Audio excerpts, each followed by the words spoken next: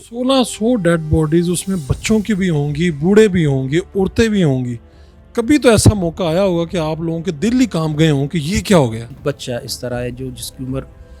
5 या 6 साल थी, और ये शबकदर तहसील मटा के फैमिली थी। वो शादी के लिए शॉपिंग के लिए आए थे, तो वो एक इस तरह का लम्हा था कि जिसमें हम बिल्कुल स्टक हो गए। इंसानी जिस्म से तो खून बह रहा हो तो बड़ा मुश्किल हो जाता है उसकी तरफ देखना भी। तो आप लोग कैसे वहाँ पर लोथड़ों को, जो इसाम है, उनको कैसे तरतीब देते थे? और इसमें तो दिल दहल जाता होगा आप लोगों का। की जेब से 35,000 रुपये निकले थे। जब उनके लवाहिकीन आ गए तो हमने उनको दे दिए। इससे भी बढ़कर एक मुसाफिर इस तरह कि वो बाहर से आया था, उसकी जेब में कुछ रियाल, पासपोर्ट और चतराल की डेड बॉडी थी। तो हमने फिर उनके लवाहिकीन को तकरीबन 1 लाख से अबव कुछ रकम बनती थी वो दे दिए। उनका पासपोर्ट भी उनके हवाले कर दिया, कुछ डॉलर्स में थे और कुछ तरह पाकिस्तानी रुपए भी थी। उर्दू पॉइंट की वीडियोस देखने के लिए हमारा चैनल सब्सक्राइब कीजिए और बेल के आइकन पर क्लिक कीजिए ताकि आप हमारी तमाम आने वाली वीडियो से बाखबर रह सकें। अस्सलाम वालेकुम नाज़रीन, आप देख रहे हैं उर्दू पॉइंट। मैं हूं फरुख शहबाज वड़ाइच। पेशावर शहर जिसे फूलों का शहर कहा जाता है, 2001 से लेकर 2017 तक यहाँ पर तकरीबन 400 से ज़ायद बम धमाके हुए, जिसमें 1600 लोग शहीद हुए और 4000 तकरीबन लोग ज़ख्मी हुए। मैं आज आपको उस अजीम पाकिस्तानी नौजवान से मिलवाने जा रहा हूँ जिन्होंने और इनके ग्रुप ने मिल के 1600 डेड बॉडीज़ को वहाँ से, उन बम धमाकों की जगह से उन डेड बॉडीज़ को साफ़ करते थे और उनके लवाहिकीन तक पूरे पाकिस्तान में वो जहाँ से भी डेड बॉडी बिलोंग करती थी वहाँ तक पहुँचाते थे। ना सिर्फ ज़ख्मियों को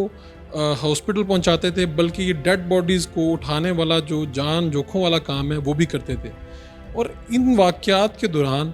ऐसे क्या क्या मनाजिर इन्होंने देखे और क्या इनके ऊपर बीती, और इनके साथ जो लोग रज़ाकार मौजूद थे उनके ऊपर क्या बीती, और ये सारा काम फ़ी सबीलिल्लाह करते रहे, बग़ैर किसी मुआवजे के, बग़ैर किसी उजरत के और बग़ैर किसी सिले के ये काम करते रहे। ये जो सारे वाक़यात हैं खालिद वकास साहब की ज़ुबानी सुनते हैं। पूरा काम पूरी टीम ने किया था। हमने इब्तदाई तौर पर ये बम धमाकों की सीरीज़ शुरू हुई है आपके 2002, 3, 4 के बाद, और खुसूसन 2006 में फिर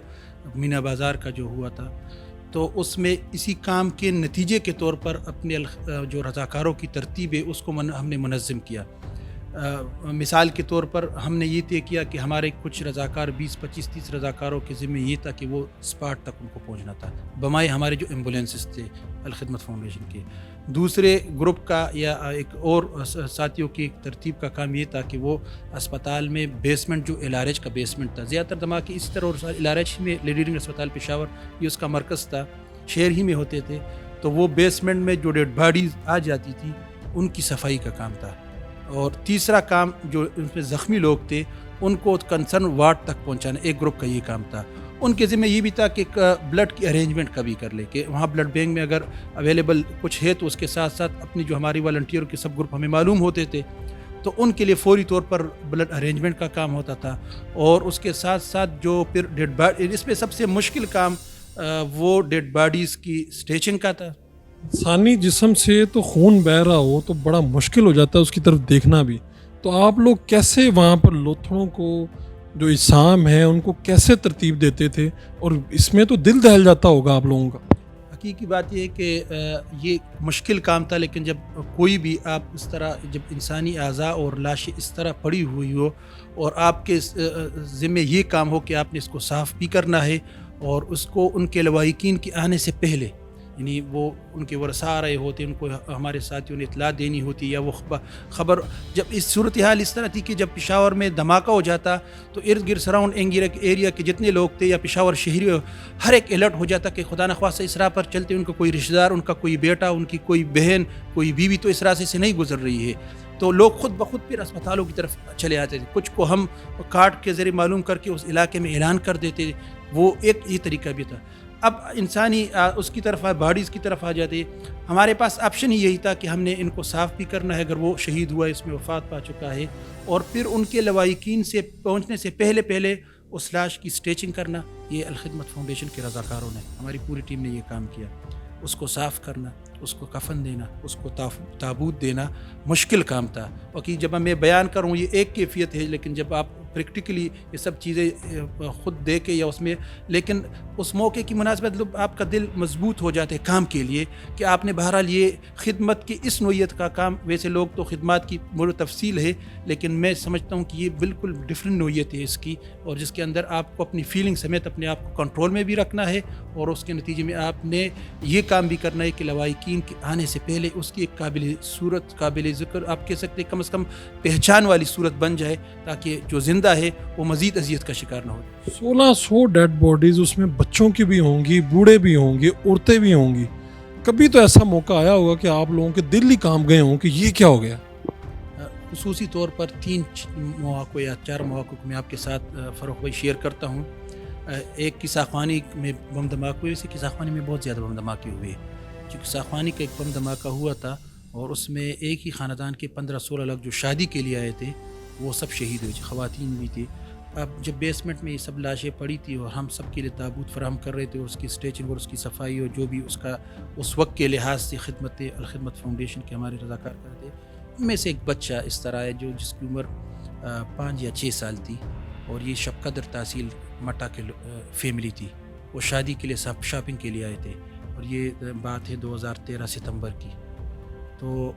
اس بچے پر پہنچ کر پھر ہمارے آپ کہہ سکتے اعصاب بھی اس وقت، ظاہر بات ہے آپ بچوں کے لیے تکلیف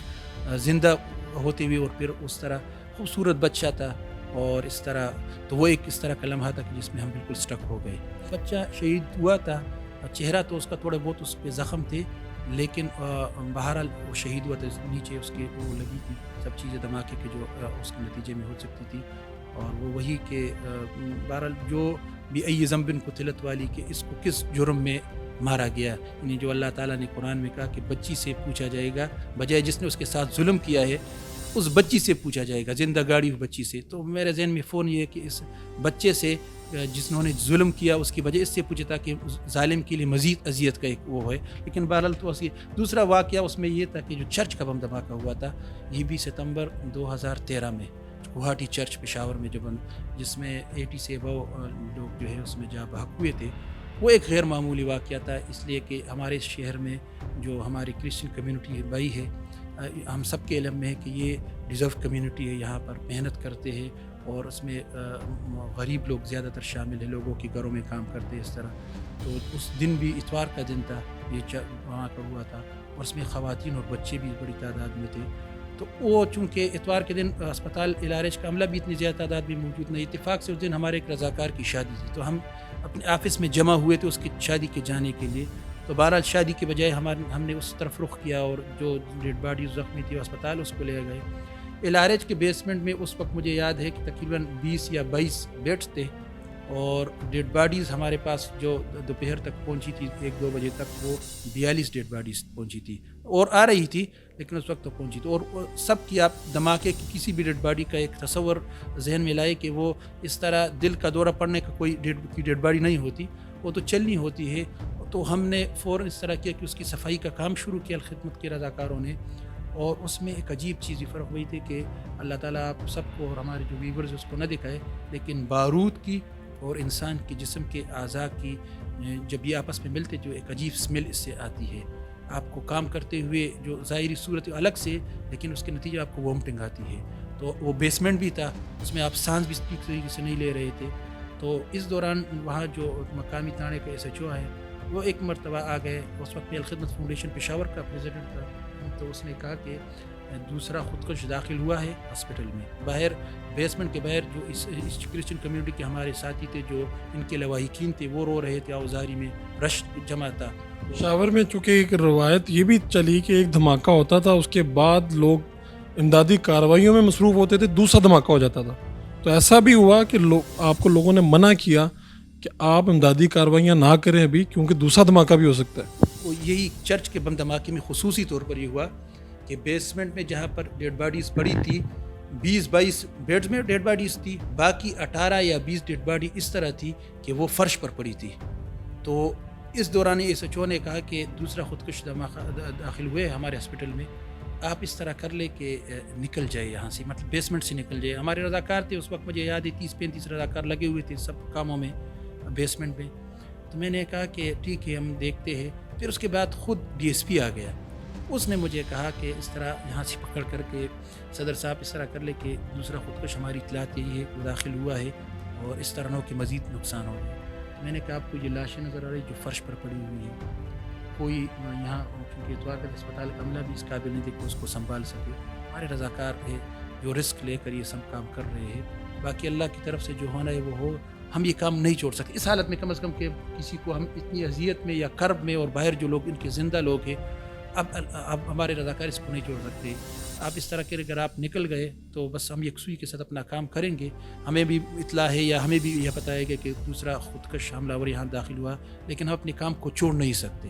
اپنے کام کو چھوڑ نہیں سکتے کہ اس وقت کی ضرورت ہی تھی کہ ہم نے بہرحال ان کے لواحقین کے بیسمنٹ میں آنے سے پہلے اس کو تابوت بھی دینی ہے, اسٹیچنگ بھی اس کی کرنی ہے, اس کو صاف بھی کرنا ہے, اس کو کفن بھی دینا ہے, اور پھر اپنے ایمبولینس میں ڈال کر پھر ان کے گھروں تک پہنچانا ہے. یہ جو ڈیڈ باڈیز ہوتی تھیں